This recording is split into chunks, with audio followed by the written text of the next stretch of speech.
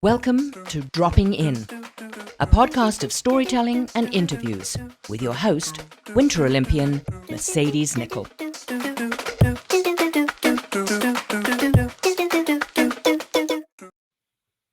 Thank you so much for dropping in on Series 7, if you can believe it. This series, I'm so excited. I have some amazing and inspirational guests with wild stories that I can't wait to hear. This series, I chat with athletes that may have had to overcome more than others. This series, I chat with Team Canada's Paralympic athletes. I cannot wait to hear them share their stories as they drop in with me. Thank you so much for dropping in on episode 60. 60 episodes. I'm so excited. Let me introduce the guest that we will be dropping in with. Now, this guest was on skis at the age of 2, growing up close to the mountains in West Vancouver. Downhill Super G, slalom, and giant slalom would become familiar words and territory for her. There were some wise words from a ski coach who made her feel like it was possible for her to ski race. She joined the Whistler Ski Club at the age of 13. Now, by the age of 15, hold your seats, she'd blown out both knees, both ACLs. Injuries didn't stop her from ski racing. Ski racing led her to qualify to compete for Team Canada at the 2018 Winter Paralympics in Peyongchang, where she took home not only 1, 2, but 3 she brought home 4 medals, gold, silver, and 2 bronze. Hello. This was quite the year for her, as she was also named Female Para Athlete of the Year at the Audi 2018 Canadian Ski Racing Awards. Also taking home in 2018 the Best Female Athlete at the Canadian Paralympic Sport Awards. But that season came to a halt after a diagnosis of Crohn's disease. Push on 3 years later, we all know the Paralympics and Olympics are 4 years apart. She had a better understanding of how to deal with the Crohn's disease, and she showed the world that she was still fast on skis. She brought home gold in the women's downhill event, as well as silver and bronze in the giant slalom at the 2022 Beijing Paralympics. This daughter skier, university student, award winner, Team Canada multi-medalist Paralympian has one of the best smiles. Let me introduce Mollie Jepsen. Hi, Mollie. How are you? Good. How are you? I'm good. Isn't it weird to see hear all your accolades as an athlete? Yeah, it's so weird, especially in the middle of summer when I'm a little bit on the other activities these days. It's crazy, but Right? yeah, thanks so much Uh, for having me. my pleasure. Let me let the guests know, where in the world are you today? Yeah, I'm in Whistler, at home in Whistler right now. I've been living here for like 5 years now, so just enjoying the rain that we've had for the last 2 months. I know you said you were going to go camping last night. I'll note to the listeners that it is June 18th, 2022, and it is currently raining really hard in Whistler, British Columbia, Canada. So you didn't go camping, did you? No, I did not. I don't even think it's 10 degrees outside right now I know. either. I'm not about this January thing we got going on. No, that is very Whistler. All right. Are you ready to drop in? I start with 10 rapid fire questions you've never seen before. Our listeners and viewers know that they're never rapid, so do expand. This is where the listeners and viewers get to know you. So are you ready to drop in? Yeah, I'm ready. Okay. Number 1, do you have a lucky charm? Oh, that's a good question. I actually do. I have a buff that I wear that my mom got me before the 2018 Paralympic Games, and so every race I wear that now. Um, yeah, Oh, so it's a little bit of a lucky charm. Yeah, the team doesn't love it because they want us to be in like our team gear, and then I have this like random buff that I wear that I have to wear. But nice. yeah, it's from my mom, and I love having things on me that are from people I love when I'm racing. So That's so sweet. And how often do you wash it? probably not enough. I know, Never that's what enough I with think those about things. the neck things that I wear. I'm like, "But they're so cozy." That's Yeah. hilarious. Cool, cool, very cool. Number 2, you've traveled the world for ski racing. Do you have a favorite place that you've gone for skiing, and then also for pleasure?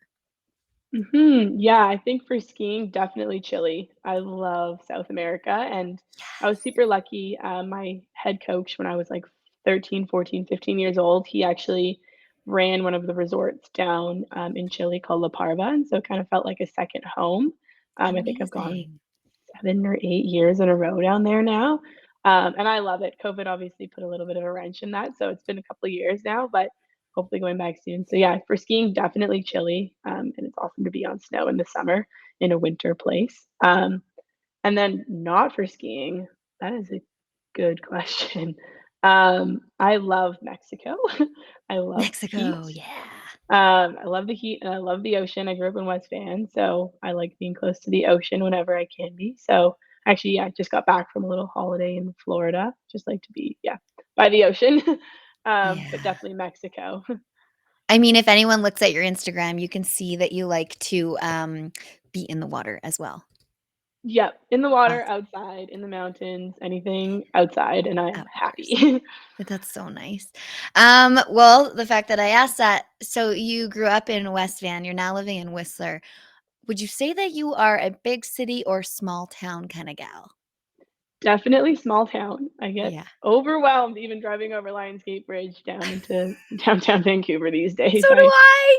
I'm not about it. I think West Van is small enough. It's like I was in Mm, quite a small community growing up, so it was really nice to have that, but definitely not a big city girl.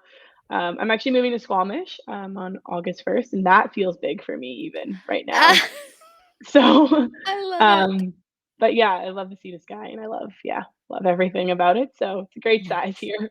Nice, nice, awesome. Okay, number 4. Okay, we all have to work out as athletes. We may not love it. It is what it is. Are you, like, more of a music blaring cut in the gym, or are you like, "Let me hear my breath and how hard I'm working"? No, I am a noise canceling headphones gal, just Okay. cranked, absolutely cranked. And my coach who is in the gym with us, she's always like, has to come like poke me on Tuck the back, you. be like, "Hey, are you okay?" Or like, "Can we do this set now?" And I'm like, absolutely blaring the most gross, gnarly music just to I don't wanna hear myself breathe. I can't hear Fair. it. Totally fair. I Yeah. remember hearing, like, some of the skiers, like, lifting heavy weights and the breathing that goes along with it. I'm like, "Dude, that's, like, another level." Yeah, see, if you have your headphones on, then you can't, like, hear that and, like, be Exactly. embarrassed by the noises coming out of you. Yeah, So, you're just there, you're cancel it out. focused, it doesn't matter. Yeah. That's what I do when I'm jogging, I'm like, Yeah, and then I don't yeah, have to hear myself, it's great. always with the noise Um, canceling. so smart, so smart. Okay, number 5, do you have a favorite race that you've done throughout your career? That's a good question. Hmm, yeah, I think I have a couple actually, like, I think when I was younger, Whistler Cup was my jam. I loved being able to compete Ah, at home with my family and, like, all of my friends' parents, volunteers, like, it was awesome. Like, Whistler Cup was such a highlight of my life, and I loved, like, spring skiing. I love spring skiing, so that was always in April. yeah, But I think, honestly, the games, like, you just work so hard for 4 years, and then you get to go to the games and, like, compete at the highest level with, like, your family, like, your team just becomes your family after being together for 4 years, so yeah. all of my best memories probably come from the games, and I love yeah, love that. And you've gone to 2. Yeah, 2, So which was awesome. crazy to think that that's happened. Time goes by fast, but slow when you reflect on it. You're like, "Wow, that was a lot Yeah, of life." Okay, yeah. number 6, you have so many different disciplines in skiing that you do. If you had to choose, which one would you choose? Yeah, ooh, I think it changes from year to year a little bit these days, but Okay, definitely, downhill. I'm a speed skier for sure. cool.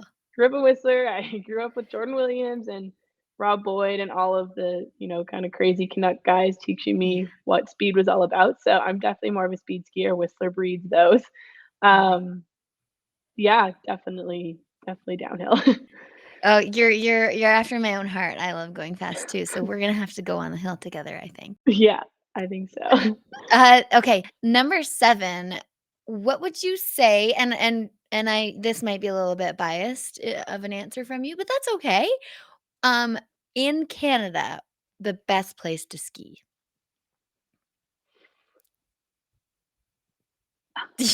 That's so hard. Is I it? mean, it is. I feel like in the last couple of years, it is. I love Okay. Whistler. I absolutely love Whistler, Yeah. obviously, but it's so busy Oh, I sometimes. know. I And know. I'm a university student, and so weekends became my thing. And Okay. it's so busy on the weekends, and that makes it really Okay. hard. But definitely, Whistler has my heart. But we train most of the time in Panorama, in Oh, Invermere, out yeah. of Invermere, and I Yeah. love Pano. Pano has my Oh, heart too. So, when I'm at home, I love skiing Whistler. It's got the terrain, it's got the slack country. yeah. Um, but small town mountains like Okay, Panorama kinda have my heart a little. so, what time of the season would you be in Panorama? Like preseason and Yeah, postseason? preseason and postseason. Okay. Typically, we're there, like, most of November, and then we Yeah. fly to Europe early December, and then sometimes we're able to be there in April, but most of the time, we actually take April off the last Right. couple of years. Yeah. But yeah, preseason, and then during COVID, we actually just lived in Pano for, like, months, and so it became a Oh, bit of a second home. We were there for, like, 4 months or something because we just couldn't go anywhere else. wow. Yeah, and So you now I wanted have to a be big as soft safe spot. as possible. You wanna be as safe as Yeah, possible. totally. So Gosh. we just went for, like, 6 weeks at a time, so we never, like, went home and risked getting COVID at home. Yeah. So yeah, now I have a big soft spot for there. Awesome. Okay, so you did touch on Whistler, and this is kind of a question I ask Whistler kids and Whistler locals. Back in the day, they were 2 separate entities. You were pretty young, maybe not even born yet when that was a thing, and, I mean, for me, I have a soft spot for Whistler. If you had to choose, which would you choose as your favorite mountain, Whistler or Blackcomb? That is such a hard question. I know. I I was a Blackcomb ski school kid. I'd only did Blackcomb for, Oh! like, the first 10 years, 11 years of my life. I was a Blackcomb kid. Yeah, yeah. Um, but we always lived in Creekside, and we live in Creekside right now, and so now I'm a Whistler gal because I don't wanna drive anywhere. I wanna just get on the Creekside gondola, which I'm lucky enough to be walking distance to. Um, Totally. but plot twist, after Whistler closed so early this season, I skied nothing but Blackcomb for, like, 6 weeks, and I'm back to a Blackcomb gal. I'm Blackcomb all over again. I'm back to my roots now. I love the flip-flop. I totally respect Yeah, that. That's a good answer.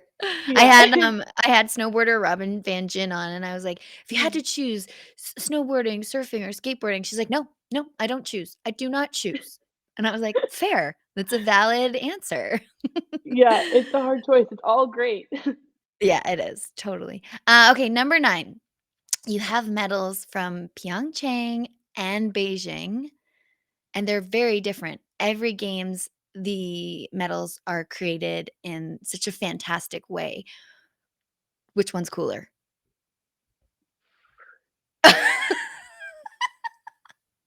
It's so weird. I actually thought about this the other day because I had Did put you? my, medals from 2018, like, in this, like, nice box, and it's Yeah. actually, like, under my bed for some reason. I don't know why it's under my bed, but it's under my bed, and I was, like, thinking about it, I was like, "Huh, which ones do I like better?" Like, I just thought about it, I was, like, as I was organizing, but I think the history that they've put into, the ones from 2022, they have, like, every little, like, ring on the medal has a different meaning. Okay. Maybe I didn't learn about my medal enough from 2018.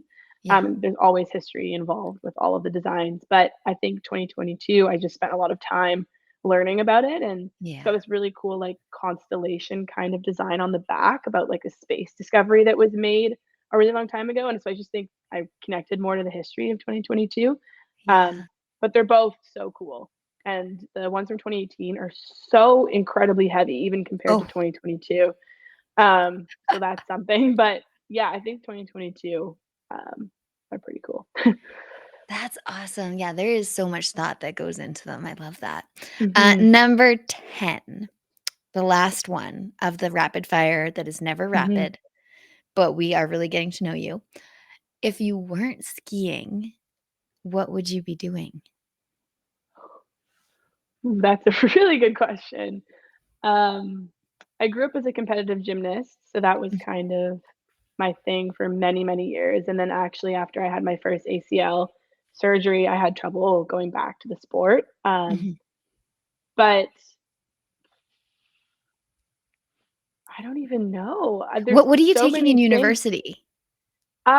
Right now I haven't actually declared a major yet, but I Okay. go to Quest University in Squamish, and so you Yeah, actually come out with a Bachelor of Arts in Science. It's super general.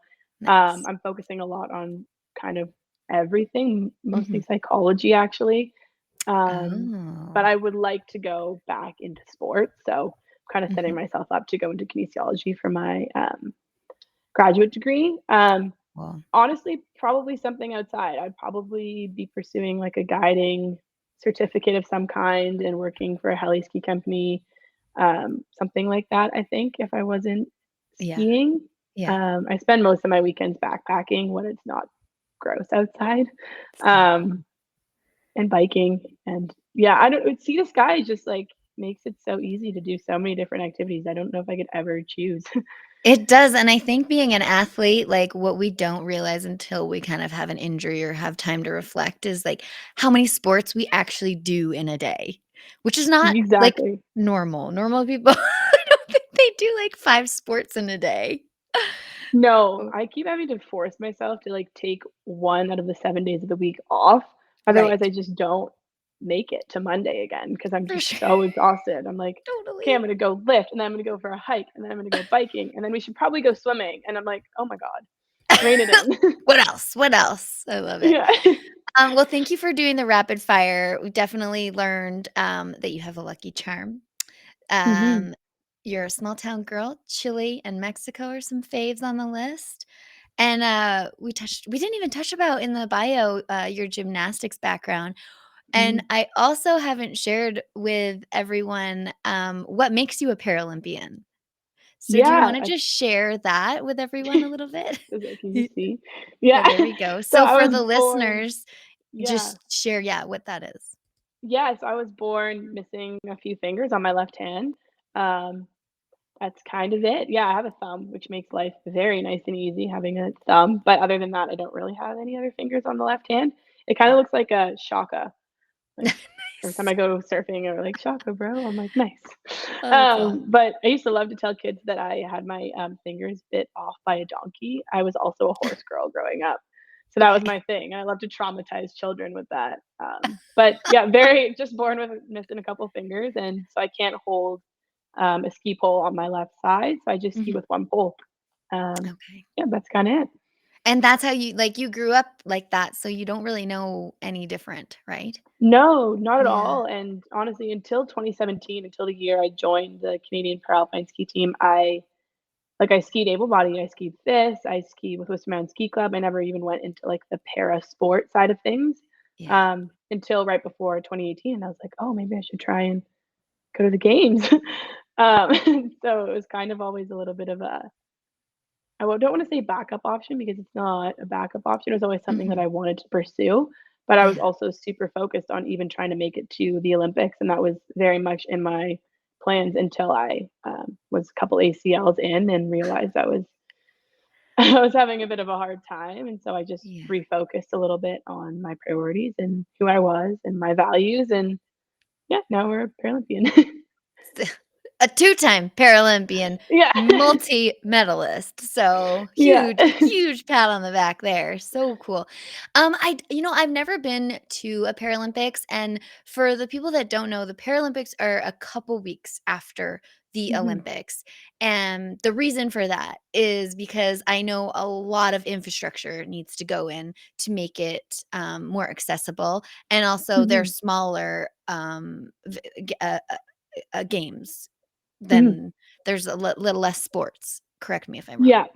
Yeah, no, there Um, is quite a few less, yeah. but I feel like Team Canada would still get the vibe of, like, being one cohesive Team Canada team. So can you touch on that? Is there, like, an athlete lounge that you guys all get to know each other? I mean, you already spoke about how you're a family within skiing.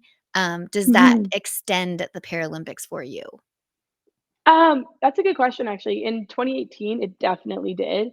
Mhm. In 2018, everybody was in one village. We Yeah. had one home base, which was really fun. You know, you have like we had a whole entire apartment building that was just Team Canada, and so you have like all of your physio rooms and your Canada House. Everything is together and shared.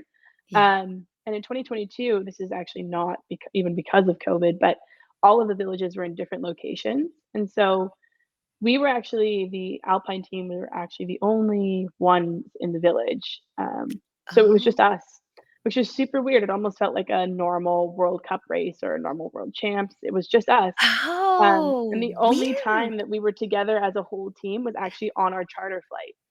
Oh. So when we flew over to Beijing and when we flew back from Beijing was the only time all of us were together. So the cross country athletes, the para ice hockey, the snowboard was the only time we were together, which is crazy. It Wow. was actually really fun to have that. It was very loose on For the plane sure. on the way back, as I'm sure you can imagine. I believe it. Again, I always say athletes, we train hard, but we like to party hard too. Yeah. Oh, definitely. Yeah. So that was a little bit weird. I don't know. I didn't love it. I didn't love being separate, but it also made it so we weren't getting up at 3 o'clock in the morning to get on a bus to get to the venue. Yeah, But think you know. honestly, like, yeah, like our team, we'd only really been together for like 2 years, like just us because of COVID. Like, I Yeah. barely see my friends at home. I barely see my family even. And so, like, to me, it didn't make a difference. Like, we're a team of, I think, 25 at the games, and it's like a 2 to 1 staff to athlete ratio. And it was just like a big, happy family. And we were all we had for 2 years. And so it felt pretty normal. So I do have a question about the team dynamics. Do you guys train women and men together? We do. Yeah. So we Okay. So travel and that's train together. yeah, and that's different from able-bodied like Mhm. Olympians. They train separate, right? They do, yeah, so their circuits Okay. don't actually line up, whereas for us, every single competition and race we have is men Yeah. and women. Man. We are just smaller, and so we're able to Yeah. actually do that on the para circuit because we have, like, way less athletes, Yeah. um, and it's so much better. I love like, my best friends, Mac, Tristan, Alexi, like, are all boys, so I love that I'm able to be with them, and yeah. I have Mac lined up for another one too, so spoiler Ooh, that'll alert. be fun. Yeah, I'm That'll be excited fun. for He's a sure, for character. sure. Can you just touch on I mean, for me and a lot of athletes, I know how hard it is to qualify for an Olympics. So I'm Mhm. curious, how did the qualification work for you? And Yeah. also there's different disciplines within skiing, sitting and standing. Can you touch Mhm. on that as well? Yeah, for sure. So, yeah, within every event, so say there's a giant slalom race, within every giant slalom race, there's 3 categories for each men and women. And so for men and women, we each have a VI category, so that's visually impaired. And Mhm. so those people ski with a guide and they are in their own results category. And then there's standing, so that's anybody under the sun that's standing, whether it's on Okay. one leg or missing 2 arms, it's anybody standing. And then the Yeah. other last category is sitting, so that's sit skis. So usually spinal cord injuries, and even really high amputations, sometimes they're in sit skis. Mhm. So there's 3 separate categories. So I compete in the standing category, that's typically the biggest category, it's the most broad category. Okay. Um, yeah, and so honestly, coming from an alpine skiing background, I was really lucky to have a really, really strong base in ski racing. And a lot of Yeah. athletes just grow up through like parasport, and that's a little bit different. And so Mhm. for me, the qualification process seemed pretty straightforward and pretty easy. I was really lucky that way. Yeah. I hate being humble is one of the qualities I admire a lot in people, but I was lucky. I was fast and I am fast. And so I've Yeah. never had too much of an issue with qualifications, Yeah. especially in Canada. We don't have that many athletes, especially women. Okay. Um, so even when I went on injury status, I was able to freeze we have a point system and I was able to freeze my points. And as long as my points were low enough, I was basically able to just walk back onto the team once I'd recovered, which I've Yeah. always been really grateful and lucky to have that. It's like Well, I mean, job you are security that we you have. you're being too modest. You went from, like, skiing with, like were you BC team? I was training with BC You were team, training yeah, with and I BC was team, and fast, then yeah. you just won a bunch of medals at 2 Olympics, so no big deal, like, none at all. Yeah. Just for the listeners and viewers, she's Yeah. being very humble. Yeah, that's something I have a hard time with that. My mom was always like, "Stop it." It's no, that's, like, a total Canadian athlete trait, I'm pretty sure. Yeah, Like I think like, so. so, people are like, "You went to 4 Olymps? It's not really that big of a deal. It's just a lot of life." And, like, when you actually do Yeah. break it down and take that time to reflect, you're like, "Okay, like, yeah, not that many people in the world." You know why? Because we surround ourselves with like minded and like focused people that it's all we know. And then you're like, Totally. "Oh, I can always do better." Yeah, And totally. so I feel you on Yeah, that. I've noticed that, like, because 'cause I'm in university as well, and I'm not on, like, an NCAA team, like, I just go to a regular university, which I Mhm. love, but talking to lots of people who now, like, live in Squamish, they're like, "What is this place?" Like, every other person is, like, a professional Yeah. athlete in some sense, and I'm like, "Oh, I know. It's a lot. It's a It lot, is. like, it's It so totally much." it totally is so funny. Okay, I do wanna quickly, touch on you talked about training in Panorama. Is there anything like, you lift heavy weights. Do you have to, like, change anything with your hands for your workouts? Actually, no. Like, you can No, just for me, lift a I'm really barbell, lucky.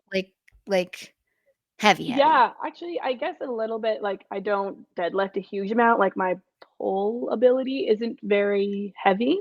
Okay, I'm more of a squatter. That's also just how okay. I'm built too. But Yeah, actually, for deadlifting, and for, like, RDLs, anything hamstring or glute base, I actually just, like, use, like, uh, what would it be called? Like a I guess, like a booty band, yep, like yeah. and I, like, tie myself to the bar with, Okay, like, a yeah, stretchy band. I find, like, some people use, like, full grips and everything, but yeah, having, like, the stretchiness and ability to just drop really okay, easily with something that's stretchy, yep. so I just kinda janky, probably not the best You method, adapt but to it, right? we just Okay. lots of chalk, tie myself to the bar, and yep, get on with it. The Yeah, things we do as athletes, people don't really yeah. know. No, and I lots of athletes, I feel like it's a 50-50, like, if people either love to work out and they love the off season or they hate it, and I'm definitely Yeah, one of the ones that absolutely love the off season and working out. I love it. I awesome. love the 2 days of the week or 2 days a week, 2 sessions a day, like, I love the Yeah, schedule, I love being in the gym, and I think that's just from rehab. Like, I got so right. used like, that was my life, and so I got so used to Yeah, it, now I love it, so yeah, kinda just make it work. I'm like, if I wanna lift heavier, I'll find a way to make it happen usually. awesome. So cool. And then let's talk about recovery. Um, are you a cold plunge kinda gal, or is there anything specific that you do for recovery? Yeah, I sometimes I'm a cold plunge kinda gal, seems Okay, I like, hate it, kinda depends. but I know it's Yeah, good. Ugh. I go through, like, waves, definitely, where I'm like, "This is what I'm doing, and I'm gonna do it," and then I go through months where I'm like, "Absolutely freaking not." I love the honesty because I know Yeah, how so cold it is. yeah, so bad, Um, but for the listeners that don't know, like, how long would you sit in a, like, ice cold bath to help recover? yeah, I usually aim for, like, 2 minutes, typically, Yeah, but I try and definitely a build, little so bit. if I'm doing like, once I usually commit to it, I usually end up doing it for, like, a month, kind of every day and kind of build through it, and then I try and just go, like, a little bit longer every day. And I find for recovery that helps more, I feel like, with my mental health and my, like, nervous system regulation than it does with, like, muscle recovery. Yeah, It's actually something I was studying at school, kind cool. of this, like, process of the new fads in science and what is working and what is not working and stuff like that. So I found it was good for my anxiety and my stress that kind of was associated with getting closer to competition season and stuff. The cold Um, plunge helped you in that. yeah, just like breathing exercises is so much about the breathing and so I found it really helped like and having like something you go do at the during the day, like this thing that I Yeah, did every day kind of helped yeah, have a yeah. schedule for me and help with that anxiety and stress. Yes. As for recovery though, we have like Normatec, like this like machine that like blows Yeah, up on your legs and it's like compression and like helps flush the lactic acid. I will spend hours on that and fall asleep in it oh, if I that could. thing's the best. I had, a Marie-Philippe Poulin on, and we talked Yeah, about that one. It's like, yeah, at the, Olympics, we had it, and I was like, "I just want to purchase one because when you are an yeah, athlete, you're working out so hard, you're just putting this wear and tear on your body. The recovery is sometimes missed, and that thing is yeah. a godsend. It's so great. Yeah.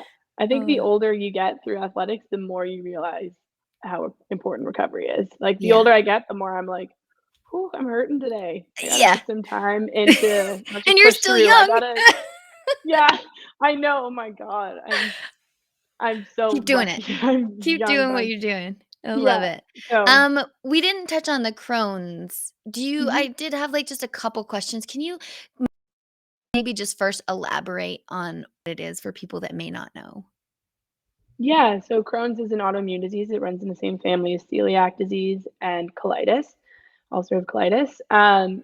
It is like genetic, kind of. Mhm. And so it actually affects from your mouth all the way out. And you can get like ulcers in your stomach. And so for me, when I first got sick, I was having just really bad stomach pain. It definitely shows up in different ways for different people. But Mhm. we were in South America, and I actually was like, oh, my body just hates this food, I guess. And Right. it turns out I was very, very sick actually. Oh. For me, in my small intestine and the attachment between my small and my large intestine, I get a lot of ulcers, and then it makes it a lot of inflammation in my digestive system, and then it's hard for Yeah. food to pass through, and so you get like blockages, and that's what's so painful. Mhm. And so yeah, I was diagnosed. I was actually really sick at the 2018 games, and I had no idea that that's what it was. Yeah. I again assumed it was the food, and my body always had a hard time adjusting to new places and new food. Yeah. But yeah, I actually had my first flare up in Korea, and I was so Perfect sick. timing. So good, so good. Was this before or So after you raced? it was During. before. It was Oh, before we even moved into the perfect. village. We were like training at this other location called Oh my Haiwan, another god. resort, and it was literally like 2 days after we got there, and I was just like dead, like dead, Yeah. dead. Yeah. And I think I blocked it out because now I don't even think about it as that bad, but I think it was pretty bad. Yeah. No, I But feel then, you. yeah, 6 months after, the games, we went to Chile, and it was our first camp back, Mhm. and I got really sick. And what I've learned over the years is that it's very related to my stress levels. I Right. get sick when I'm very, very stressed, and so I didn't learn after the last games, after 2018, how to kind of come down from that, and so I Yeah. spent the entire summer and into the, preseason pushing as if the games were the next day, and I just burned myself into the ground because I didn't really know how to pace myself anymore. You kinda go through something Mhm. like the games and you're pushing 150%, and Yeah. then you don't know how to come back down, and then so I ended up, yeah, being sick. I was in and out of the hospital for 3 months. Yeah. Had to relearn how to eat, take everything out of my diet. I was sick. I wasn't in remission, and I think it was 2 years, a full year until I was in remission. Okay. And I've been super good since then. Really, really lucky, because Awesome. I'm off medication and in remission and just trying to not be stressed out little ball, and that seems to help. I feel you. We have a lot of similarities actually. Mhm, So for me in leading up to 2010, I had like this stomach ache. Not many people know this mhm, story. I had a stomach ache and I was like, after I'd done competing, I was like, okay, it wasn't butterflies. um, got checked. When you're at the games, there's like all this stuff. I'm like, maybe it's mhm, my appendix. And in 2006, at my first games, I didn't go to the closing ceremonies. So at 2010, my second games, which I thought would be my last, I'm like, I gotta go to the closing ceremonies. mhm. And so I was like, just take out my appendix. Even if I go in a wheelchair, the closing ceremonies, I'm going. Like, I'm so stubborn. And they did all these scans, and then it's, like, super crazy at the games when you go to the hospital because they need, like, super high security. There was, like, codes to come and see me, like, my parents could barely come Mhm. see me. I had pancreatitis at those Oh games. my god. So, I feel you, what like, very different, but similar area, and the pain is, Yeah. something else, and it's your body stress, like, it comes out in every which way. Like, even if people are Mhm. just stressed at work, it may come out in, like, a breakout or something. Like, your body just kinda tells you, and I think it's so fascinating and important to listen to your body. So I do appreciate you telling us your story on that. Yeah, it's so important, and I think too, like, even living in the sea to sky, everyone here is so used to, like, pushing all of the Mhm. time, like, "Be better, be faster," like, "Do this ride, do that ride with the boys, keep up with the boys," Yeah. and all that stuff, and it gets to you, and every once in a while, I'm like, "Oh my goodness, like, it's okay, like, relax, like, go to Yeah. Scandinav, like, go to Yeah. yoga, like, it's okay, like, Watch a Just go sit in movie. a coffee shop. Yeah, Do like, nothing calm for a down. little bit. Yeah, Totally. I yeah, highly recommend that. Amazing. Well, yeah. Molly, this has been an utter pleasure to have you on. Let everyone know where they can find you online. Yeah, so I'm on Instagram. My handle is Mollie, it's spelled with an IE, underscore Jepsen. And I'm also on Facebook, but mostly just on Instagram these days. I don't have Twitter and I don't have TikTok. Um, not into that quite yet, I don't think. So I'm I just on feel you. Instagram. Yeah, you can find me there, and yeah, I try and keep it real there. Post the Yeah, real life fun stuff. I like that. Thank you for doing that. And thank you so much for dropping in today. Yeah, thank you so much for having me. It's been a pleasure. See you on the hills, I'm sure. Oh yeah. Oh yeah. So much for dropping in today. You can find everything you want to know about Dropping In with Mercedes at droppinginwithmercedes.com. Don't forget to subscribe on Apple, Spotify, and YouTube. Thanks DJ Kenosis for the music and my mom for the intro voice.